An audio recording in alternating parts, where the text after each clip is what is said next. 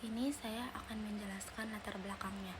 Jadi latar belakangnya itu, saat ini industri perbankan Indonesia berada di bawah tekanan ganda akibat globalisasi moneter yang memicu kenaikan suku bunga global dan mengancam likuiditas. Dan disrupsi digital oleh fintech menuntut transformasi total dari bank untuk mempertahankan relevansi dan efisiensi. Pada periode 2020 sampai 2024 menjadi sangat penting karena bank harus menyelaraskan mandat pengawasan makroprudensial dari BI dan OJK dengan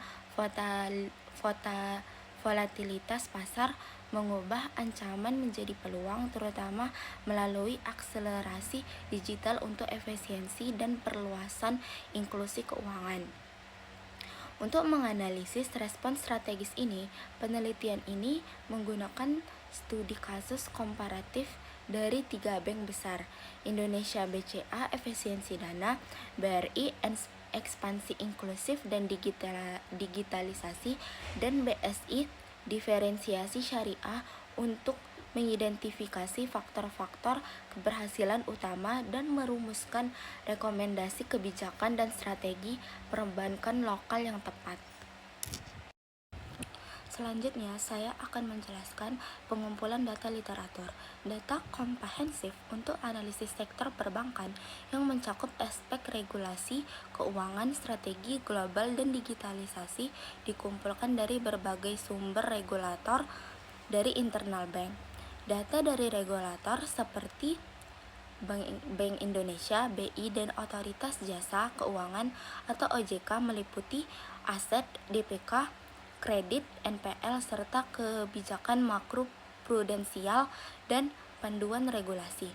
Sementara itu, data internal bank seperti kinerja keuangan, ROA, ROE, CAR, strategi digital, visi misi, serta informasi ESG dan keuangan berkelanjutan diakses dari laporan tahunan dan laporan keberlangsungan bank seperti BCA, BRI, dan BSI. Untuk isu globalisasi, sumber data tambahan didapat dari lembaga internasional seperti IMF dan World Bank secara spesifik. Laporan-laporan dari BCA, BRI, dan BSI dapat diakses melalui bagian Investor Relations atau reports di situs web resmi masing-masing bank. Baik, di sini saya akan membacakan studi kasus. Studi kasus dalam penelitian ini menggunakan metode komparatif yang bertujuan untuk menganalisis dan membandingkan secara mendalam strategi serta respon 3 bank besar di Indonesia terhadap faktor-faktor eksternal yang sama. Unit analisis utama adalah kinerja dan kebijakan strategi dari bank BCA, BRI, dan BSI yang dipilih karena masing-masing bank mempresentasikan profil yang unik. BCA mewakili strategi efisiensi dana tertinggi, menjadikan tolak ukur untuk mengukur ketahanan internal bank lokal terhadap ancaman kenaikan suku bunga acuan yang dipicu oleh globalisasi. Sebaliknya, BRI mewakili strategi ekspansif dan digitalisasi skala besar, menjadi studi kasus yang sama dalam menganalisis bank lokal mengubah disrupsi teknologi menjadi peluang ekspansi pasar. Sementara itu, BSI dipilih untuk mempresentasikan strategi diferensiasi pasar syariah, memberikan kontras yang berharga dalam analisis tantangan efisiensi dana di segmen pasar yang berbeda.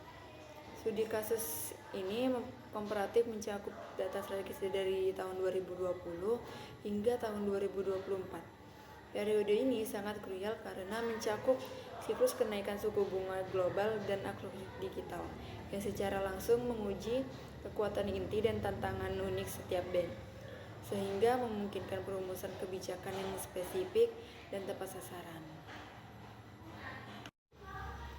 Baik, selanjutnya ada analisis situasi dan kebijakan bank.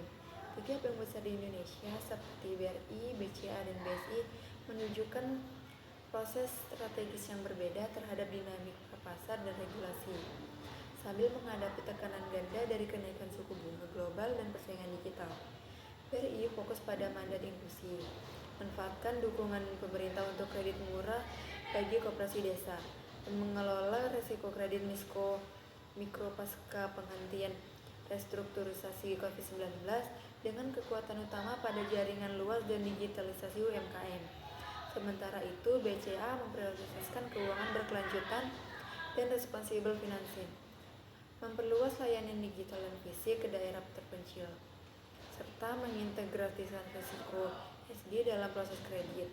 Didukung oleh kekuatan CSR rasio dan kualitas aset yang superior.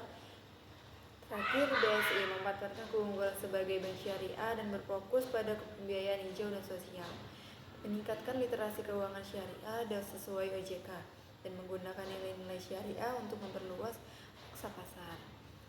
Didukung oleh legitimasi syariah meskipun menghadapi tantangan ketergantungan pada dana mahal. Baik, di sini saya akan membacakan materi yang ketiga, yaitu adalah perumusan kebijakan. Perumusan kebijakan pada 3 bank besar Indonesia dipengaruhi oleh mandat regulasi Bank Indonesia dan OJK dan orientasi model bisnis yang berbeda.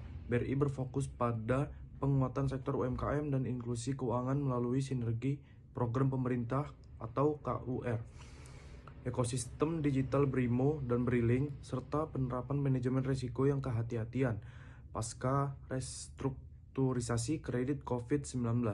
BCA mengadopsi kerangka Sustainable Growth and Responsible Banking, berfokus pada 4 layar utama, yaitu keuangan berkelanjutan seperti green financing dan sustainability, dan linked loan.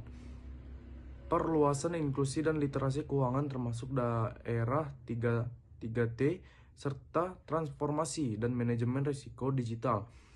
Sementara itu, BSI mendasarkan kebijakan pada prinsip syariah, Islam, dan maqasid syariah yang diwujudkan melalui penguatan keuangan syariah berkelanjutan atau melalui pembiayaan hijau dan sosial, peningkatan literasi, serta informasi digital yang memadukan etika Islam dengan sistem perbankan modern.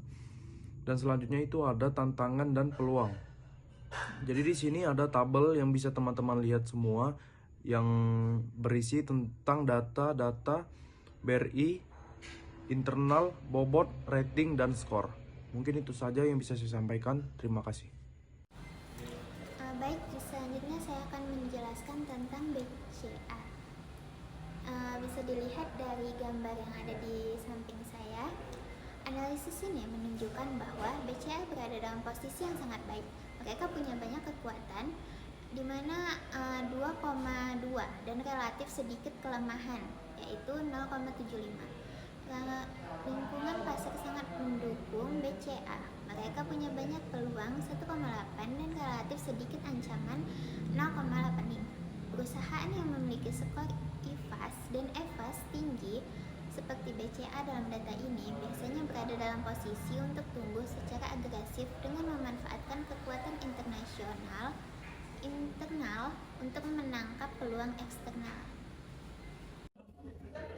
Baik, selanjutnya tentang BSI. Bisa dilihat dari gambar yang ada di sini. Analisis ini menunjukkan bahwa BSI memiliki fondasi yang kuat. Mereka punya keunggulan syariah yang tidak dimiliki bank konvensional, 1,85. Kelemahannya yaitu 0,75 relatif bisa dikelola.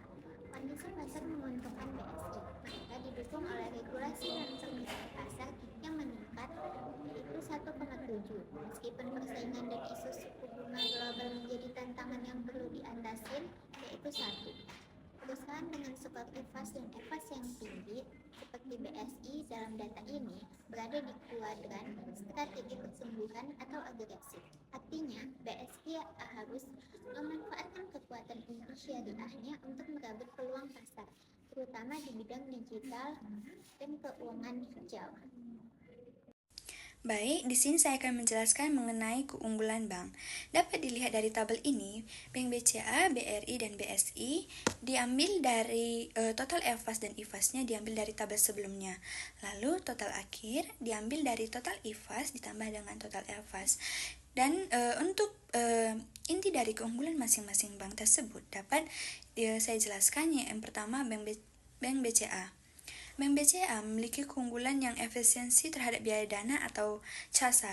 Mereka memiliki keunggulan biaya dana yang lebih rendah, tetapi dengan kondisi yang stabil di antara atau di seluruh industri. Lalu ada Bank BRI.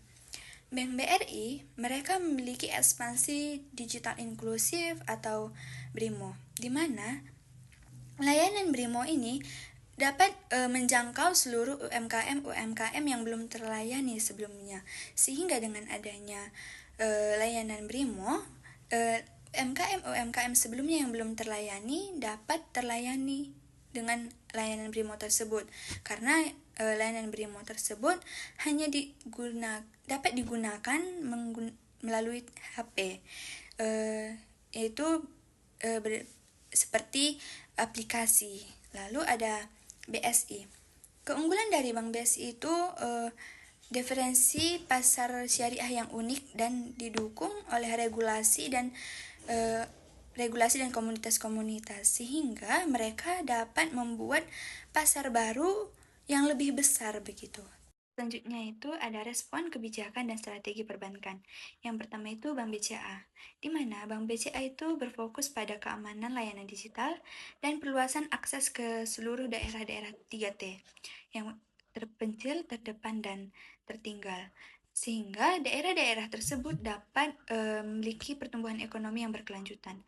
Lanjut ada Bank BRI, di mana Bank BRI berfokus pada peningkatan digital inklusif yang dihubungkan dengan aplikasi BRIMO ke jaringan-jaringan mikro dan UMKM sehingga dapat